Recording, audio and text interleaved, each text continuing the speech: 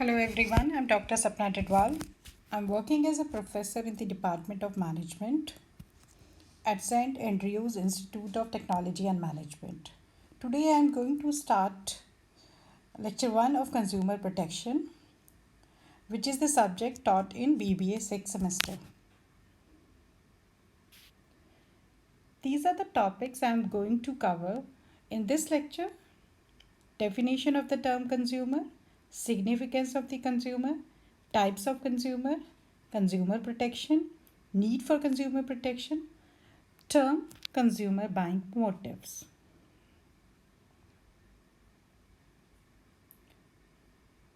Now I'm starting with first significance of consumer protection as a subject. The first question arises: why this subject is taught in BBA? What is the importance of studying this subject? Why do we have to study this subject? What is so important in this subject that this is added as a subject in the BBA curriculum?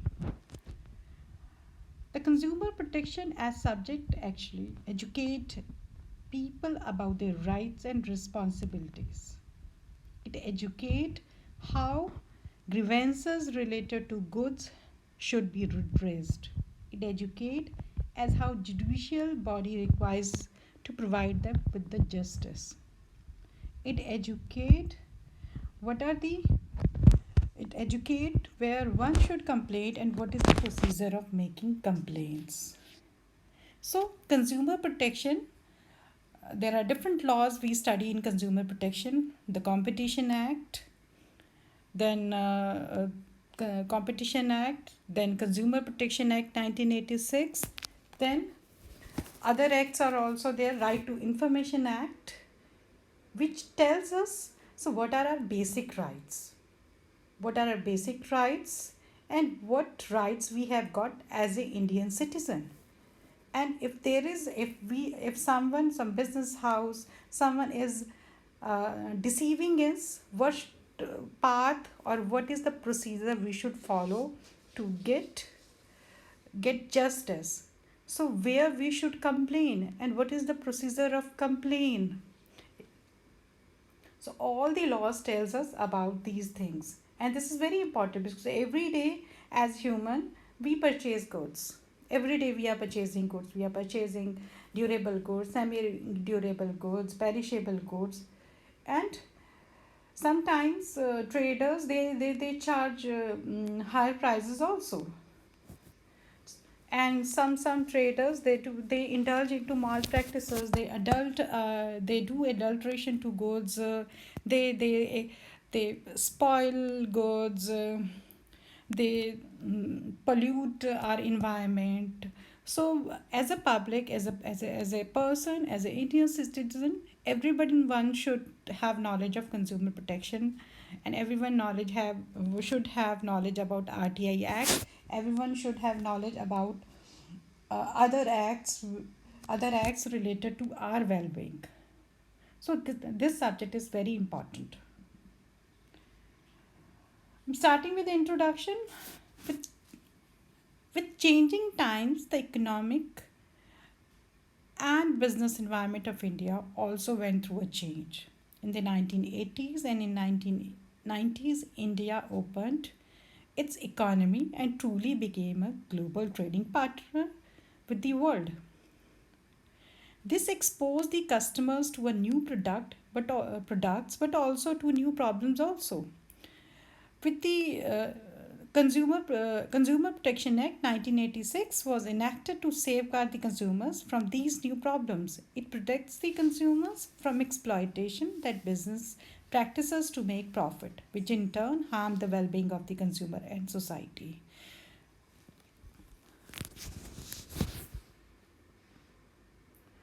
Now the definition of consumer. What is consumer actually?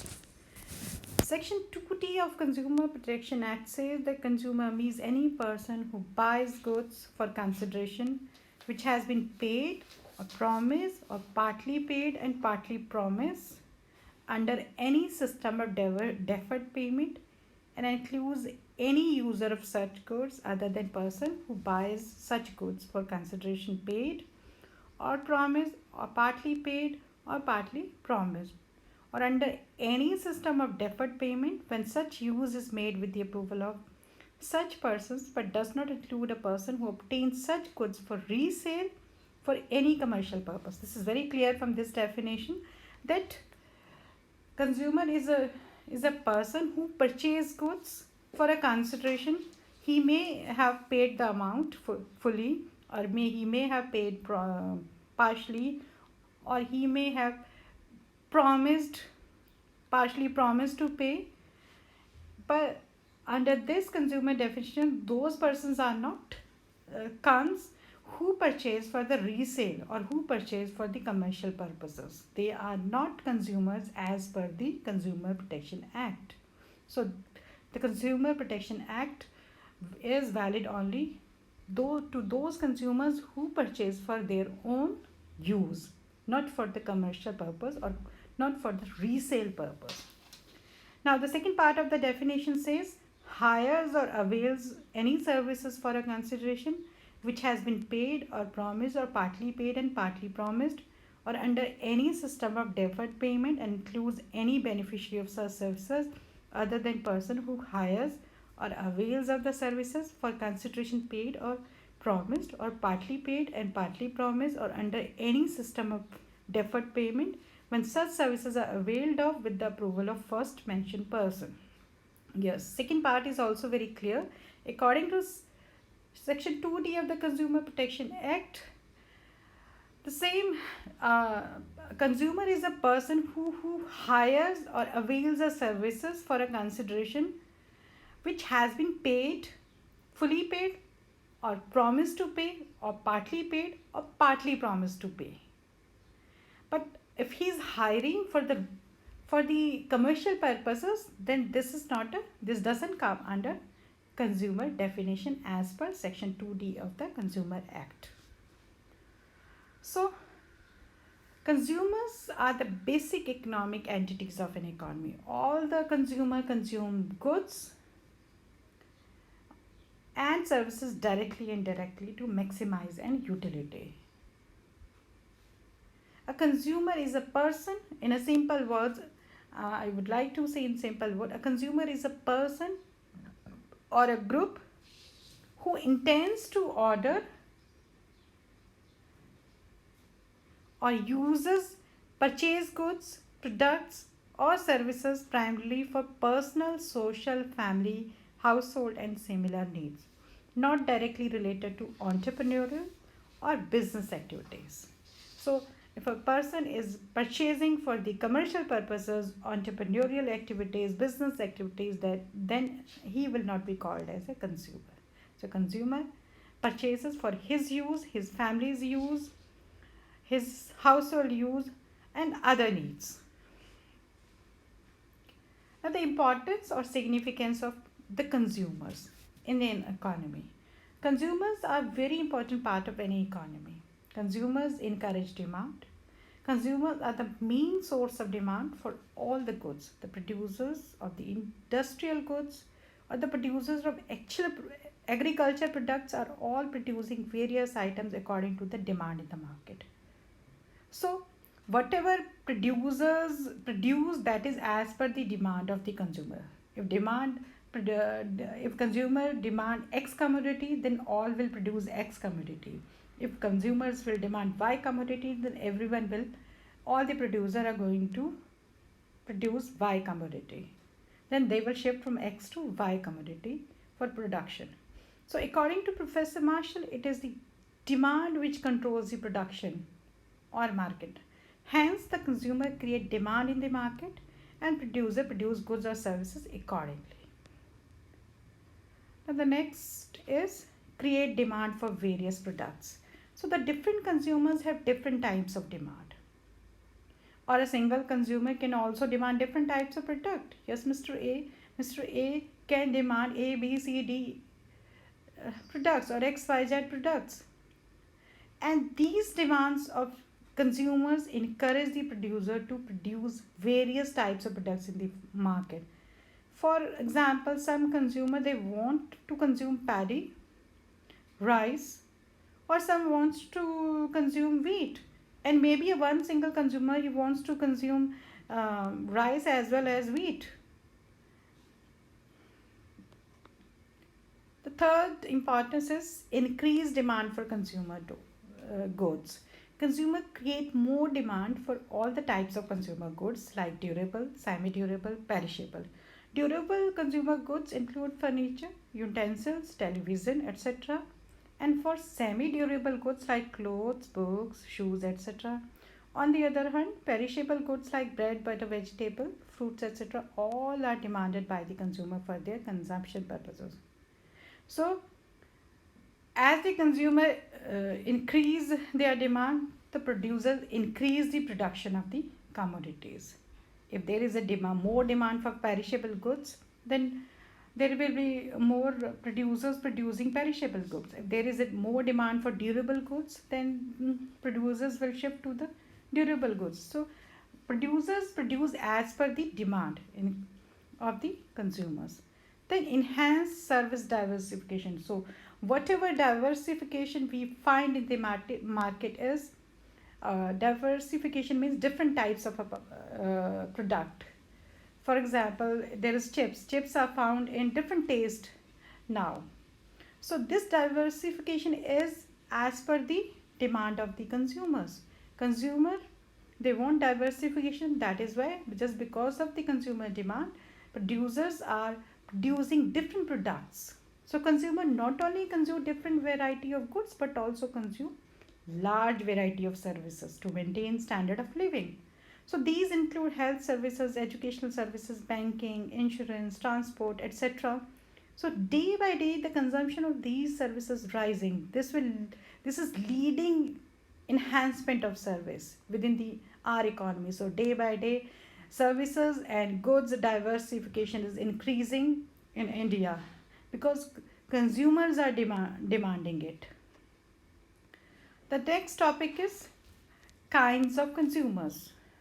There are three kinds of consumers: direct consumer, consumer by exchanging product, and then modern consumer. These classification is as per the consumption, on the consumption basis. Direct consumers are the consumers who consume directly, who produce for their use only. So direct consumers are though we used to found direct consumer in the early stage of human civilization, when producers or people used to produce for themselves, for to fulfill their basic needs for themselves and for their to fulfill their family need. All the basic needs like food, clothing, shelter, these people produce for their own, used to produce for their own family's consumption. Hence the producers were producing goods for their self consumption. So they were called as direct consumer or direct producers also. The second category is consumers by exchanging products. With passage of time and civilization, people understood the benefit of exchange. They try to specialize on particular or few products and they try to exchange the product with the other product. So people try to specialize by people try in a one or two three products. Then they what they used to do, they used to barter it, they used to exchange these products. For example, someone is producing cloth, he used to exchange it with other food items. So the exchange started with barter system and now continuing it with monetary system. Now comes the third, modern consumers. We are modern consumers. We consume we modern consumers only go to the market to buy goods and services available in the market through money only. We pay in money. There's no exchange. There's no exchange of goods. We we deal in money. We buy goods and pay consideration in money only, in price only. Here the producers are also produce goods or services directly sent to the market for the consumers. These consumers buy all the goods and services in lieu of money. Thus, modern consumers are the outcome of monetary system. Now, the next term is consumer protection. So, what does consumer protection means? Consumer protection is the practice of safeguarding buyers of goods and services and the public against unfair practices in the marketplace. Consumer protection measures are often established by law. So, various governments they enact laws, they pass laws, they make rules, they make policies, they create different bodies to check that traders or businessmen are not doing something wrong to customers, or they are not charging high prices, or they are not doing adulteration to the goods. So consumer protection generally is established by government or by law. Now, what is the need for consumer protection? Why there is a need for consumer protection? Consumer protection is needed for the following reason. Consumer protection is needed to safeguard the consumer against the poor quality of goods and services. Traders or businessmen generally they produce poor quality goods which are not safe for the consumer, which are very hazardous for the consumer's life or health. Then second is to safeguard the consumer from the products that are unsafe or dangerous health to welfare. Then third one is consumer need protection against deceptive and unfair trade and market practices. Yes, consumer, because there are a lot of deceptive practices, misleading advertisements, adulteration of goods, charging of higher prices, and unfair trade practices are also like monopolistic, others making of cartels. Making of cartels so that so that higher prices can be charged from consumers. So to safeguard against all these practices, yeah, we need to have consumer protection. The government has to protect consumer from these services. Then consumer protection is also needed against the abuse of monopolistic and trade practices. Protection delayed is a protection denied. Yes. Then last one is consumer protection is needed against all types of pollution. A lot of organizations they pollute the environment, they pollute water, they pollute air, they pollute food also. So to check that they don't pollute or they don't pollute the environment, the protection is needed. Now, the next is main approaches to consumer protection. The first one is imposition of self-regulation and discipline by the manufacturers and suppliers of the goods and services for working in the interest of the consumer. Yes, consumers or the manufacturers, if they can impose on themselves self-discipline, then there is no need for the consumer protection laws. Consumer protection laws are enacted by government when manufacturer traders they indulge into unfair trade practices or they charge higher prices because they don't discipline, they don't impose self discipline concept on themselves. So if they impose it on themselves, they follow all the rules and regulations, they provide good quality goods to the consumer, they doesn't indulge into malpractices, they doesn't indulge into unfair trade practices, they doesn't charge higher prices, they doesn't pollute air, then there's no need for self for consumer protection. So one of the first approaches self regulation and discipline by manufacturers, self imposition of self regulation and discipline. Second is government, the role of government.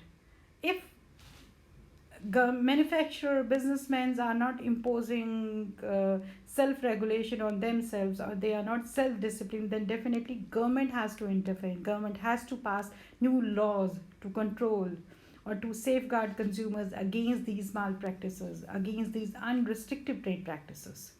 So government passes different laws to safeguard consumers.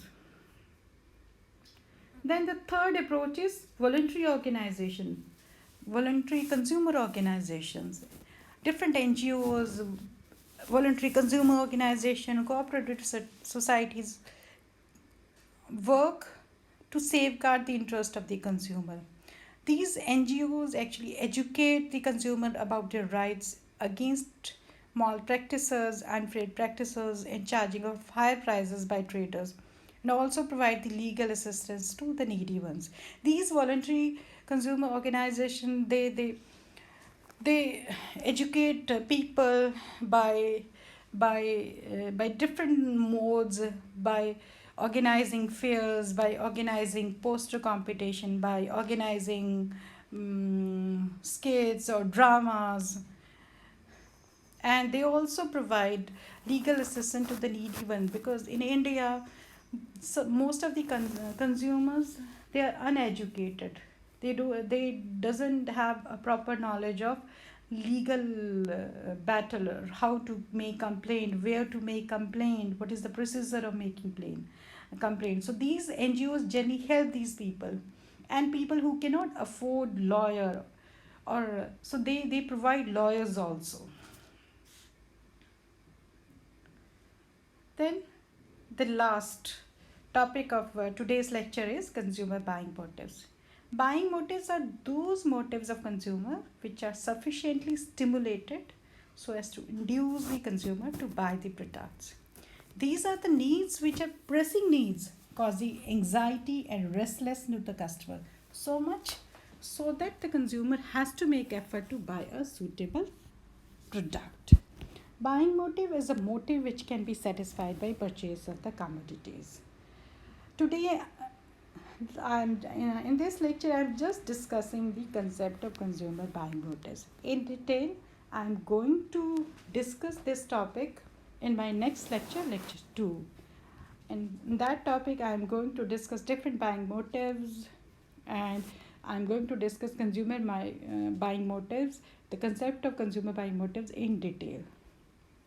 So these are the questions, these are the 10 questions which are related to the above topics. I would like to say sorry if there is any typing mistake in these slides. And if there is any query or you have any question, you can always contact me. Thank you.